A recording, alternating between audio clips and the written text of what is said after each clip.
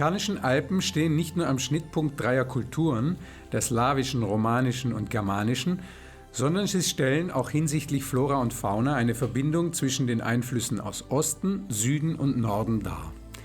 Die Zugvögel benützen die Einschnitte im Gebirge für ihre Wanderungen, so wie es auch die Menschen seit langer Zeit tun. Ähnliches gilt auch für die Pflanzen, die sich naturgemäß dafür mehr Zeit lassen müssen.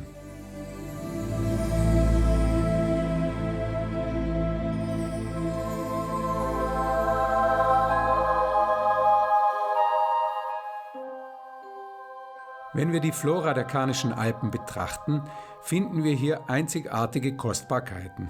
Zum Beispiel die berühmte und weltweit nur am Nassfeld vorkommende Wulfenia carinthiaca, die hier die Staatsgrenze überschreitet. Die Kreinerlilie kommt ihrem Namen nach aus dem slawischen Raum und fühlt sich vor allem an den Südhängen der Karnischen Alpen wohl. Mannaesche, Goldregen und Hopfenbuche sind Bäume, die den mediterranen Einfluss ins Gailtal bringen.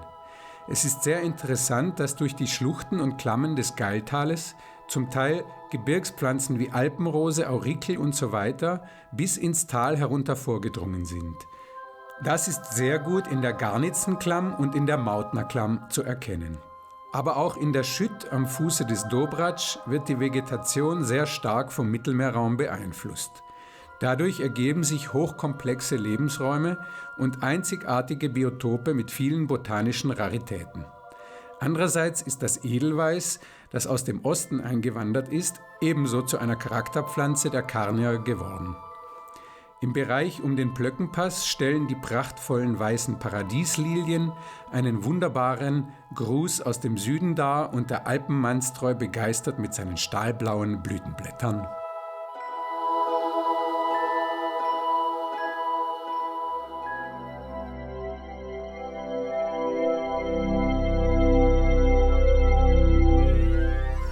Der Begriff Fauna umfasst das tierische Leben von den Insekten bis zu den großen Beutegreifern, die Fisch- und Vogelwelt einschließend.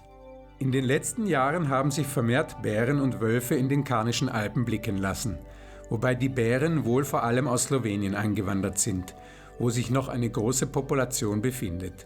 Auch Wildschweine streifen immer wieder durch die Wälder.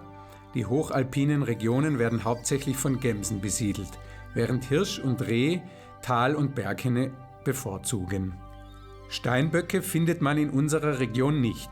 Gänsegeier aus dem Friaul streifen häufig über unsere Berge, wie auch die Steinadler. Alpenschneehuhn, Birk- und Auerhahn sind gefährdete Vertreter ihrer Arten.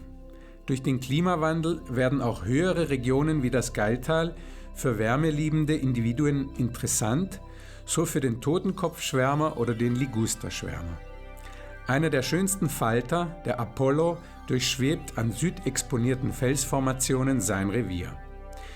Die Zebraspinne fliegt auf ihren Fäden ebenfalls aus dem Süden ins Gailtal und geht hier auf Jagd, zum Beispiel nach Libellen.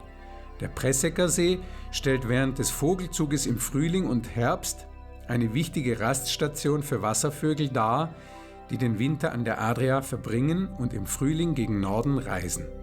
Ein interessantes Phänomen ist der Zug der Wespenbussarde über das Kanaltal zum Dobrac mit einigen tausend Exemplaren in wenigen Wochen. So bietet unser Gebiet die Möglichkeit für herrliche und besondere Naturbeobachtungen zu allen Jahreszeiten von Pass zu Pass.